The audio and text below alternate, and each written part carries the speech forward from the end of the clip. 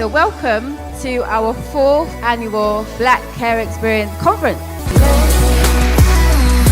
I had the opportunity to have black foster carers as well as white. The second care home I went to was actually a care home with all black staff, and I think all black or majority black. In all honesty, I think they struggled knowing how to culturally appropriately support me.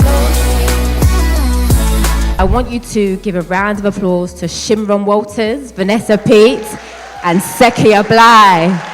Come to the stage, people. Well done. Take any seat. Take a seat. Take a seat.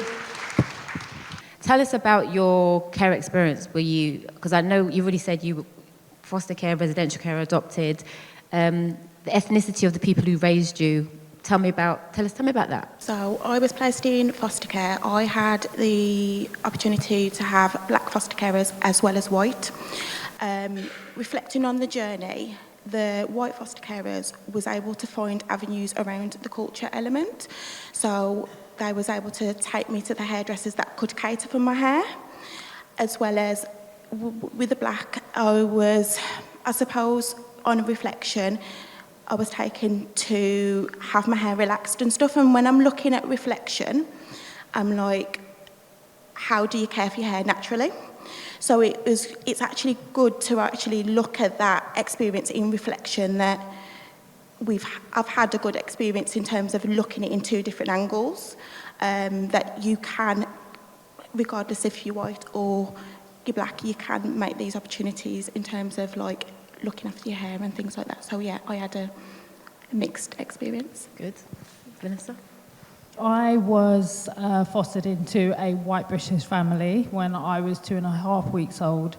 And in all honesty, I think they struggled in terms of knowing how to culturally appropriately support me.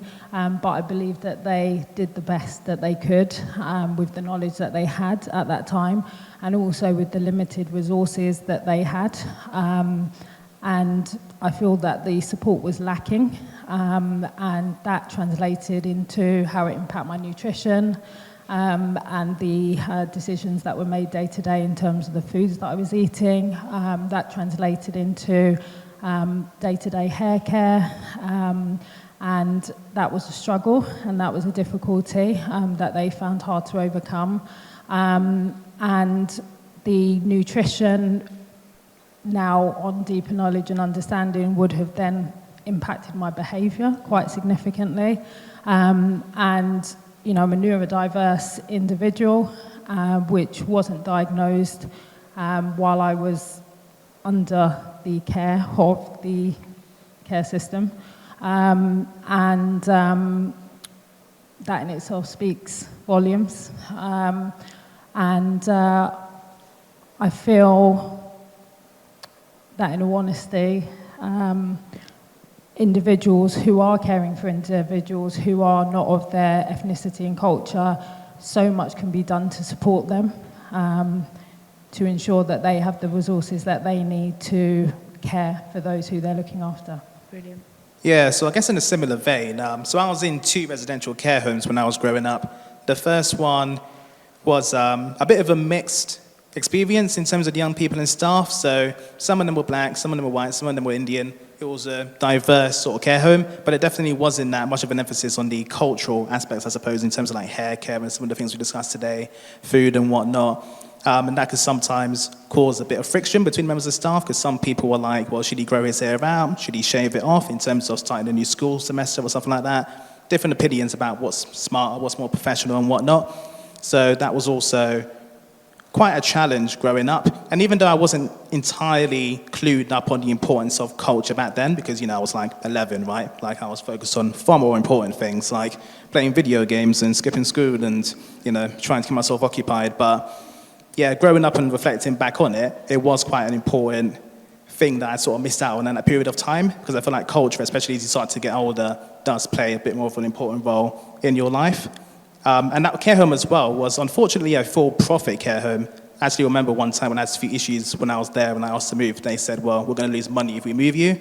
And so that did put a bit of a limit on being able to move into a place that was more culturally aligned with my background. Then the second care home I went to was actually a care home with all black staff, and I think all black or majority black young people. So there was a bit more of an emphasis there on, say, culture. But even that in itself was a bit of a mixed bag. Not because they didn't know how to do it, but because they didn't really dedicate the resources to doing it. Picking up on the staff that weren't able to support you when you was in the care, because you said that cultural, that's it, you said that culture is what you missed out on. How has that impacted you now as the adult that you are now, or your journey from being in the care system to who you are now? I think the impact, I think when you grow up without understanding your culture, you tend to grow up a bit like a chameleon. You try to blend in with your environment. And as someone who works in the civil service, one of the things people were telling me is, oh, they're all Oxford educated, they're all posh, you know, so you're going to need to go in there and, you know, act white. You're going to be posh, you know, talk like you went to Oxford and Cambridge and all these other types of backgrounds. And I've always found that a bit difficult because I've always had my own sort of unique personality. And so when I'm going there and I'm talking to people and I'm engaging with people and, you know, speaking and sort of being myself, there was always that concern that perhaps I might, you know, be looked down upon for doing it, or it might have an impact on the way I'm perceived. I don't think that has been the case, but I think that it's quite difficult to understand your own cultural identity when you spend so long trying to meet the needs of the people around you, especially from a young age, you know, when it comes to school, college, university, the workplace. You've got all these sort of adults giving you different directions in terms of how you should live your life, what it is you should be doing. It's quite difficult to forge that type of, you know, cultural identity because you're constantly trying to meet these different expectations from different people of different backgrounds and different legal requirements. And, you know, people are talking about regulations and rules and laws, and, you know, you don't really have that room to grow, you know, and to sort of understand your own heritage. Ladies as well, how has it impacted yourselves in terms of being black women, I would say, and coming up through the care system? How has your care journey impacted who you are now as black women? I think in terms of me, it would be how has it shaped me as a person, like who am I actually meant to be along that journey, and really, really processing on that, because you're in so many environments, so many foster care placements or experiences, you don't always shape who you're meant to be until that journey goes through.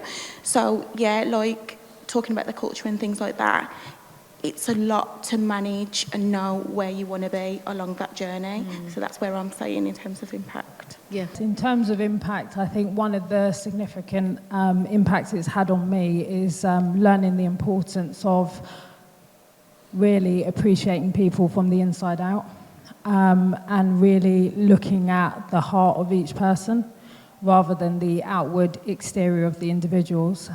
So I was fostered into a white family, as I mentioned, but my foster dad was in a wheelchair and had brittle bone disease.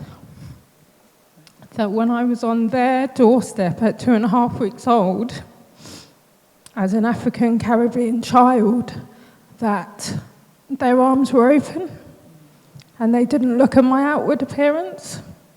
They loved me and gave me a nurturing and loving environment for the time that I was with them. And it's taught me the importance of looking at the hearts of individuals, not on the outward exterior of what people see on the outside. And that's left a lasting imprint on my life, to look at people from the inside out and to know that your pain is for a higher purpose and a higher power, and therefore it's your gift for you to use. And there was a stage in my life when I was using that quite disruptively. But as you said, in terms of like how that process is out, you know, now it gives me like a real fierce determination to want to positively impact as many young people as possible, to know that they're enough, that they can make it, and to minister words of life over themselves the way I did over my own self, to know that they are enough, and that irrespective of where they've come from, that their past doesn't determine their future, and that there's great plans for their future. And even the negative statistics and the narratives that have been written about them, they're actually stepping stones for them to stand on and to pivot from, to excel and achieve greatness.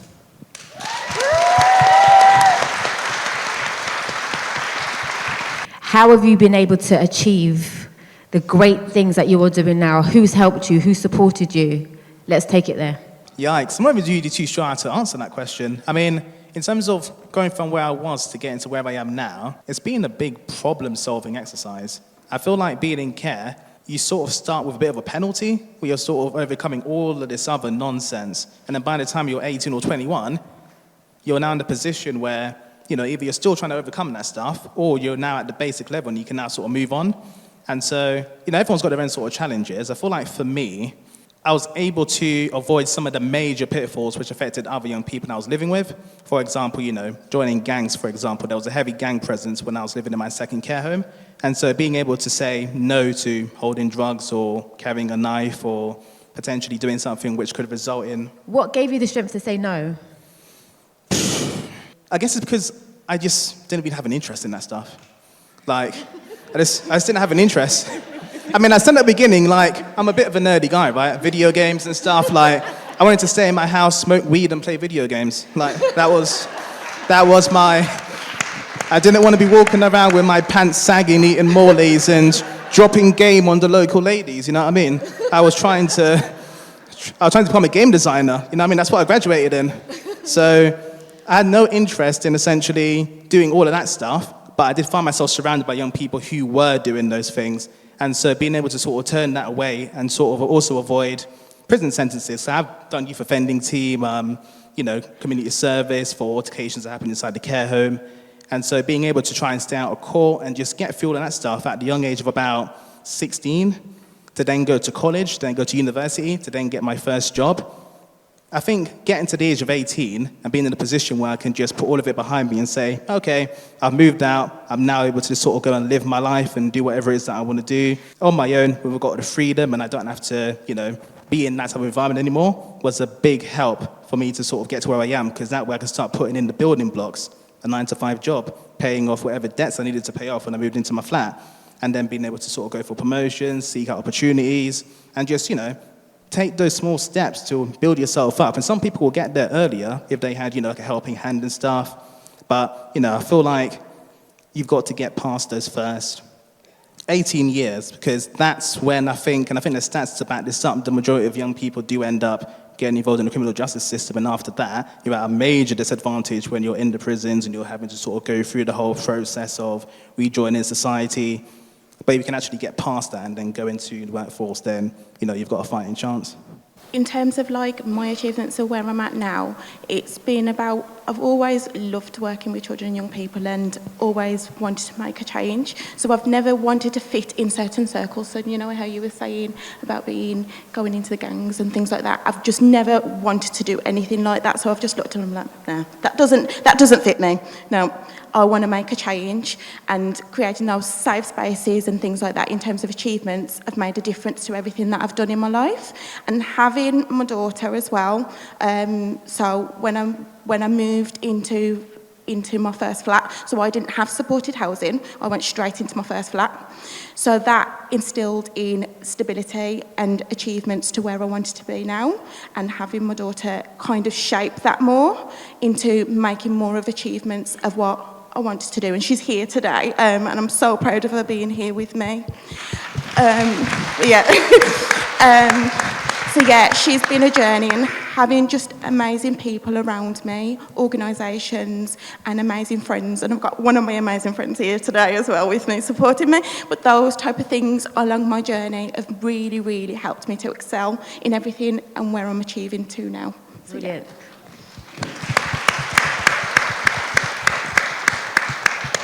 Vanessa?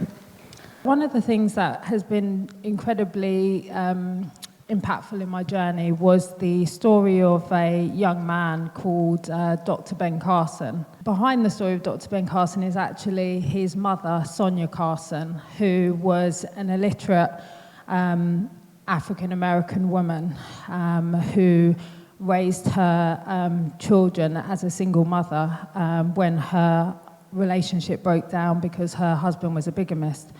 But this inspirational woman was actually in foster care herself. and had a lived care experience. And despite the adversity that she faced, she struggled with her own mental health, and having my own mother struggle with her own mental health, which led to her being unable to care for me, really empowered me and motivated me. And believe it or not, although it was just a book, this book ministered to me and was a mentor to me. So she mentored to me through her book. And so at a point where I was failing in school and wasn't doing well, I just decided in my mind that I was going to succeed. You know, in amidst this, I was having an emotional breakdown because everything wasn't going well, but I was like, nope, you're going to make it. And I carried on ministering to myself and went on and did my BTEC in science and gained a distinction and went on my journey to university. And it was only when I was in university that I then received a diagnosis that I was dyslexic. And it was then when I was at university, later on, many years when I was struggling at university and finding it really, really difficult, that I underwent a reassessment of my neurodiversity to find out that I was predominantly dyspraxic and I had visual stress, which was undiagnosed. And just this week, at the age of 40, I've just received confirmation that I have ADHD. And I just pause and I look back, and I know that the impact of, as I said, Sonia Carson and Ben Carson in her sons' lives was so impactful to me. Alongside that, my grandmother who adopted me had an amazing community of individuals from our church community, from our immediate family, extended community. There was like a village, as your T-shirt says, yeah. There was a village of people that surrounded me and loved me and provided me with unconditional love, even when I often pushed back from that love in a very unloving way because I didn't love myself, so I couldn't accept other people's love towards me. And that significantly impacted me in a really positive way. Brilliant.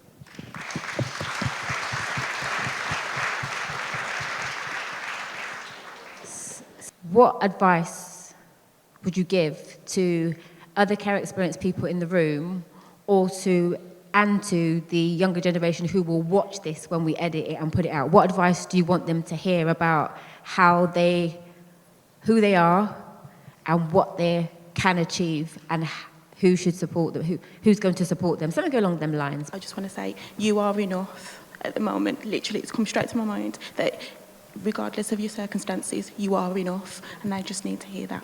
But that just came to my mind, so yeah.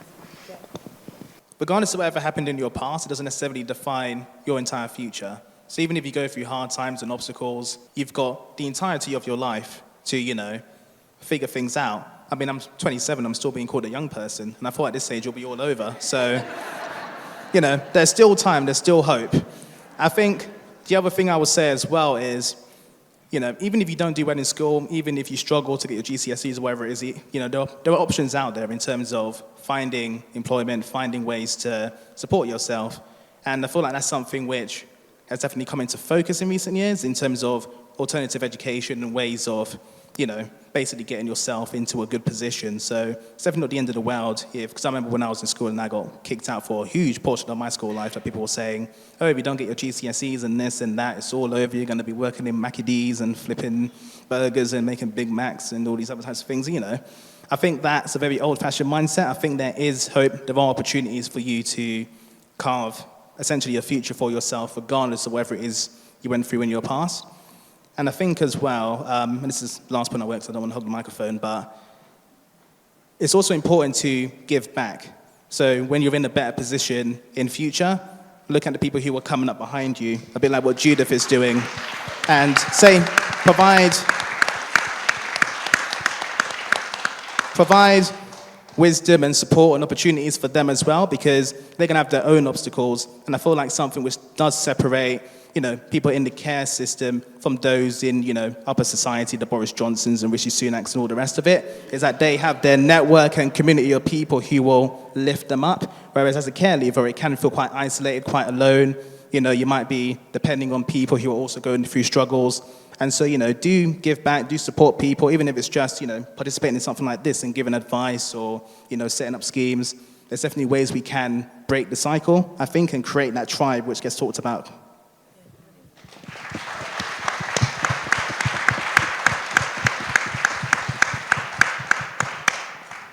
I would like to say I've written some notes on this, and I would like to speak to our young people and just let them know that your past doesn't determine your future. No matter where you begin, you have the power to rewrite your own story. I found encouragement in the story of others who overcame adversity, such as Dr. Ben Carson that I mentioned, who has gone on to achieve great things and has numerous accolades behind his name. And he was told that he was dumb and he was stupid and he would never make it, but his mum believed in him. And I also want to say, speak life over yourself. The words you tell yourself matter. Choose words that empower and uplift you. Surround yourself with individuals that speak life over you and bring out the best in you. Surround yourself with positive mentors through books, music, and individuals. Be open to support. It's courageous to ask for help, and it's okay to feel different. Don't try to fit in when you've been called to lead and stand out. Stand up and take your rightful position. You've been uniquely created for greatness, so commit to walk in your greatness each and every day. Embrace your uniqueness because that is where your true strengths lie. Refuse to give up. Keep moving forward, speak life over your life, and take charge of your self-talk. The power of life and death is in your tongue, so make a decision to speak life.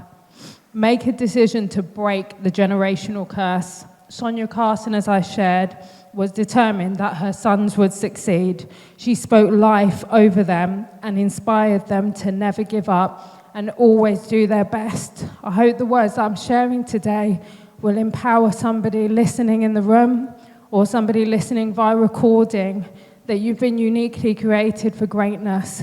Refuse to give up, be defiant in the face of adversity, and just be absolutely adamant that you will succeed. You might fall, you might stumble, but just remember that you will make it if you fix your mind and refuse to give up.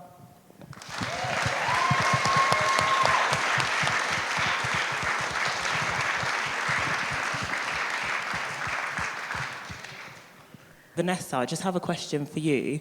For relatives raising their children, what might have made a difference? Yeah, it was really insightful. I can't remember who yes, it was this lovely lady here in the red, when you were just sharing in terms of the young person that you worked with and how impactful it was to be able to take them out of the home environment and actually speak with them outside of the home.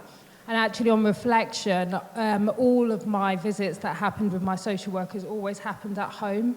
And therefore, there were certain things that I wasn't sharing with my social workers in regards to things that maybe I would have been able to open up and share more openly and transparently if I was outside of the home setting. So I think that's a really, really impactful and powerful piece. And I think as well, especially, my grandmother, she was in her mid-50s when she adopted me. And just thinking about the support somebody older may need when they are actually working with somebody younger. And I've got a 15 and 19-year-old now, so it's a great gift being a parent who's closer in age to their age and being able to kind of draw back on my experiences and remember what I was like at their age. So really being able to support families where there may be that age gap to have kinship partners, which you've shared, who can kind of support families and create open dialogue and conversation and safe spaces so that young people can be, authentic and true about where they're at. And also just understanding in terms of where that individual may be in terms of their cultural beliefs and how that may impact how they raise that child in terms of how they may view, let's say, neurodiversity, or what their understanding may be on mental health. And all of that will then translate down to the child. So I think it's really important that those older parents are given the up-to-date support with language and conversation, so that things can be kept as current for young people as possible, because things have just changed so much. My question is, what would you like to say to the professionals? And I know that we've kind of touched a little bit on it, but I'm really curious. Okay, so I was thinking about this question just. So I would say, look into the young person. What do they actually want to achieve? What do they want to be? And how can you create those positive changes? Because I think sometimes we make these assumptions that these young people want these things, maybe they don't, and you need to just get to know that young person, because it can take weeks, it can take months, and having this time pressure and time management on things doesn't work, and it needs to really, really be changed to look into that young person and see what they want.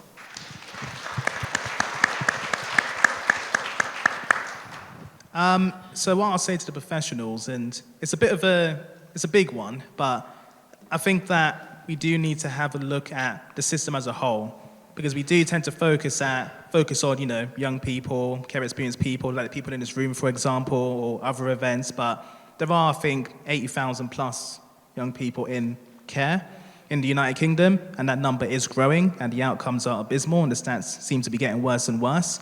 And so there's a problem, but we're not really addressing the problem, we're addressing the symptoms.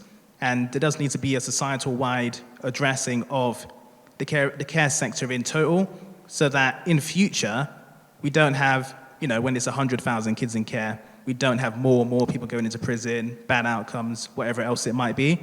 And I think that it's not really just on any one professional, but it needs to be something that's dealt with across the country, across the landscape, both in the charity sector, the political sector, the private sector. There needs to be resources put in to deal with this, because it's not going to go away. And, unless we're going to start, shipping off kids in care to other countries and saying, off you go, we're going to be dealing with this until the end of time. So we better make it work. And, somebody said before earlier on, why is it that these issues still haven't been dealt with in terms of things we've spoken about, but also the wider problems. And I think that, unfortunately, there's not that much of a joined up approach in regards to dealing with it. Like, we've got these networks, we've got these events and conferences where we speak about these things, but there needs to be one single unifying force that brings it all together with strong glue and actually puts together a nationwide, UK-wide policy to drive the necessary changes, review the changes, what's the data saying, and actually to have that human element on the ground to speak to the young people and understand their experiences, because it's fair enough speaking to social workers and people who work in the industry, but what are the people on the ground saying? What are the people in the trenches saying? That's important to understand so we can actually improve these outcomes.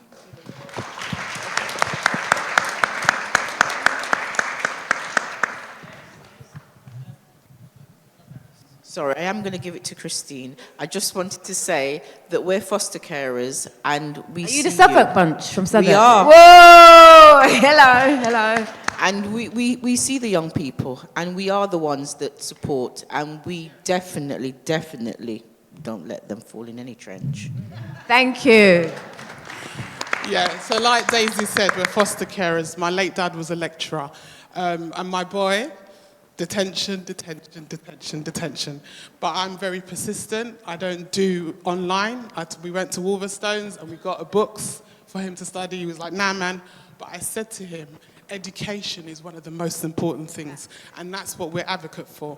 What we don't get sometimes is support for us foster carers. So we love our young persons and we want them to excel well, but we don't get enough support. And that's why we were like, well, foster carers, we're here. I know. We do. But yeah, all your stories are inspiring, and this is what we need to have constantly. We need training for us constantly, not just the one-offs. Because I only saw this on, I'm the admin person in their group chat, but I only saw this online, but this should be come often in schools, often all the time, because they're not encouraged. I make my boy do his website because I want to encourage him to do things. My brother's an artist. I love it. I love encouraging. So, yeah, we're just, us foster carers, we've done that.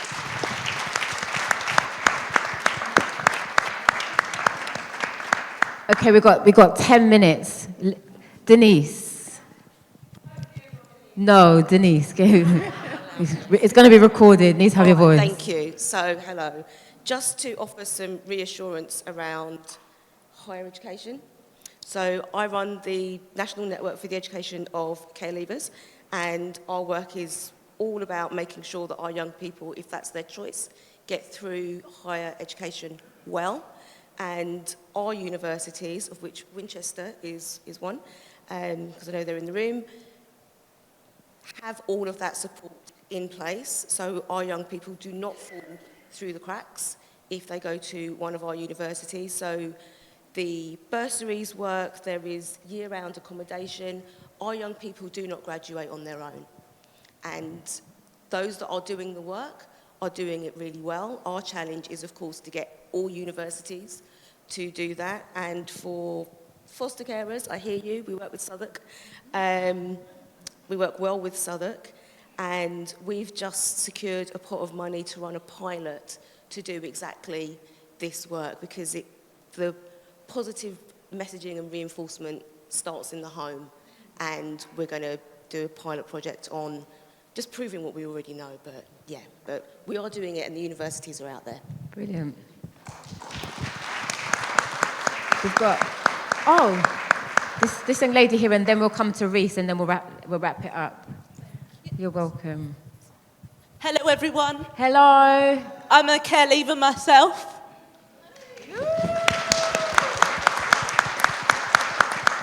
This is a question for any of the panel. Thinking back to your care-specific experience, did you have any specific role models related to the care system? So that could be a social worker, an IRO, a residential home worker. Did anyone influence your successes to this day? Also, was the care system a hindrance or a kind of stepping stone to your current achievements?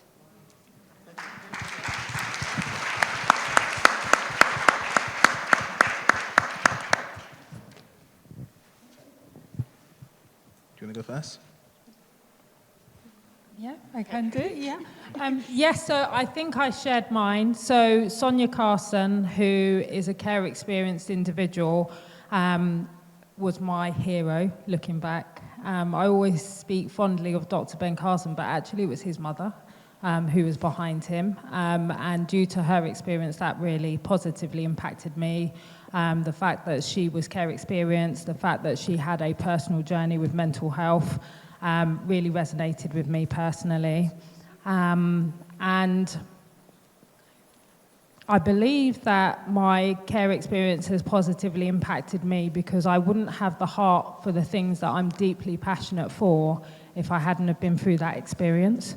So I believe that there has been that pain for a higher purpose. And without that real lived experience, you can't have that real yearning and desire to do something and not give up until it's achieved. So I think it just creates a real unshakable desire.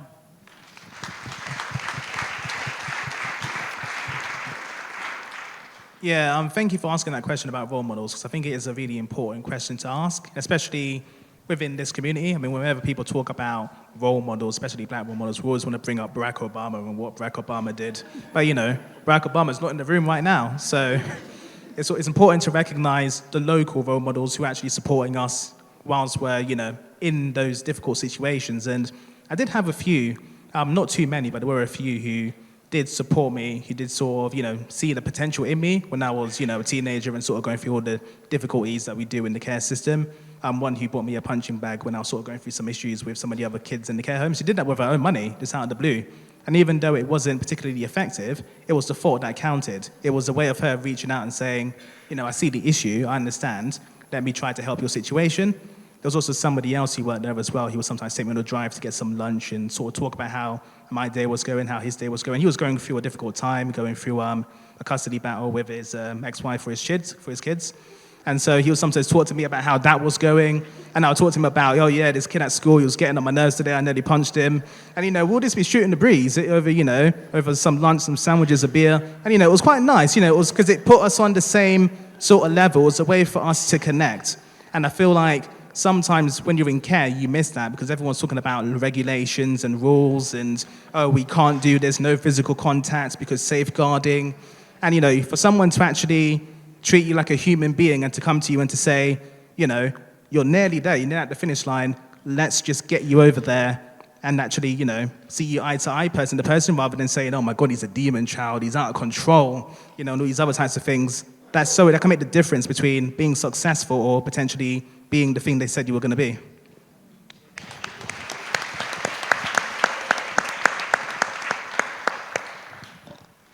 I had a few as well.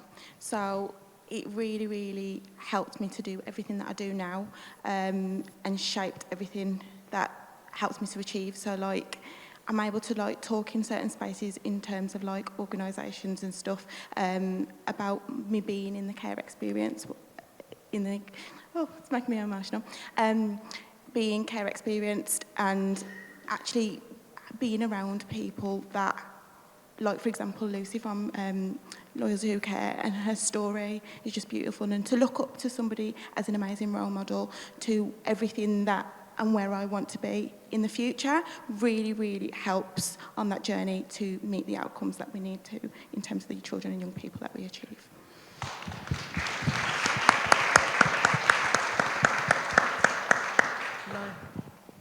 Last question, Reese. Hi, thank you. My question, firstly, I wanted to say thank you all for sharing. Your stories are very inspirational and you're doing amazing. Today we've heard a little bit about where you've come from and what you're doing now. But what I really want you to know is what your dreams and aspirations are for the future. And this goes to everyone, including you from the panel.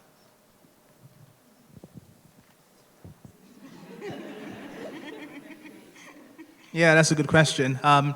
So, I've got my 9-to-5 job, and, the reason why I bring it up is it's quite important because a lot of people don't have good 9-to-5 jobs where they've got stability and good income. So it's quite important to recognize that, to have that. I'm quite blessed to be in a job that doesn't drive me insane, and I've got a good amount of income. In terms of the future and next steps, I'm just trying to improve my situation. I've taken an interest in entrepreneurship, so I started up a technology education company, trying to bridge the digital skills gap between digital natives and, people who are of the older generation who don't really know how to use technology, and trying to teach them, how to build up an Excel spreadsheet, because I work with so many civil servants who were like, oh, how do you freeze that top column? And I'm like, you're getting paid more than I am. But, it is what it is. And hopefully in future, I'll be able to, be an entrepreneur, be self-employed. And, I know it's cliche to say I want to go on holiday and drive a nice car and, go and do this and that. But I think at the root cause of why I do what I do, I want to provide a better future for my own children so they don't have to go through the same things which I went through, so that they don't have to grow up on the council estate with the people selling weed next door and having to, go through all of the trials and tribulations so that they can go to private school, walk around with a glass of water on their head and get a good education, violin classes and all the rest of it, because why not? Why can't they do it? And I know that costs money, but I'm going to go out there and get it.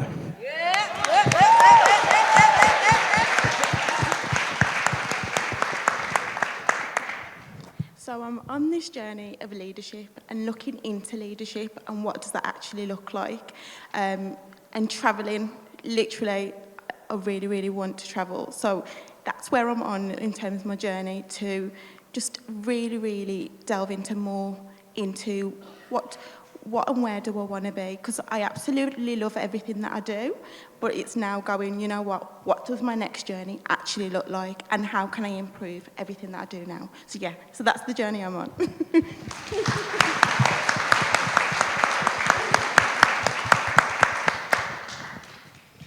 Thank you for your question, and it's come at a timely time. So we are currently in a place where we are seeking support and guidance to start a CIO, because one of the areas that I'm deeply passionate about impacting is delivering nutritional education to children within the care system so that they can understand how their nutrition impacts their mental health, and also to understand how neurodiverse individuals who are in the care system, how their nutrition affects their outcomes, so that we can empower our young people to have the knowledge and the understanding so that they can make the right decisions moving forwards. And my other very, very big dream and desire is to be able to have a home, and I'm not going to say the other word that normally goes with that, because it's not, in my mind, to be that type of a home. But I desire to have a home for children who the system says is off the rails, so they've given up on. And a home that's nurturing, providing them with the most outstanding opportunities. And that, for me, is through their minds, and providing them with the most outstanding psychological therapies, music therapy, dance therapy, equine therapy, and their bodies, so understanding their nutrition, understanding their medical needs, whatever they may be, understanding how to move their bodies appropriately to allow them to embrace their unique individuality and be the best that they can be. And my desire is for it to be a home. My children asked me, why don't I adopt? And I said, because then I could only help a few, and I'd like to be able to help so many more.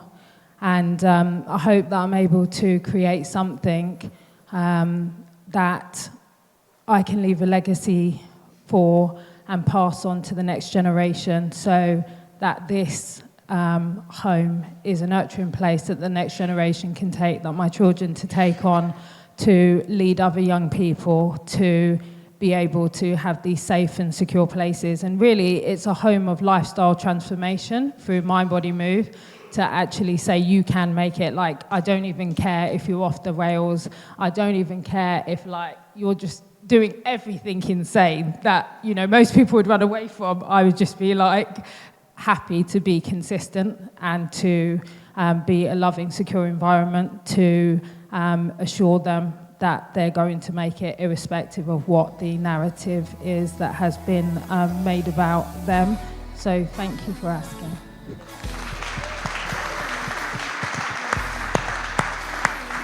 So, ladies and gentlemen, give another round of applause or standing ovation for our panel, Sekia, Vanessa, and Shimron. Thank you so much.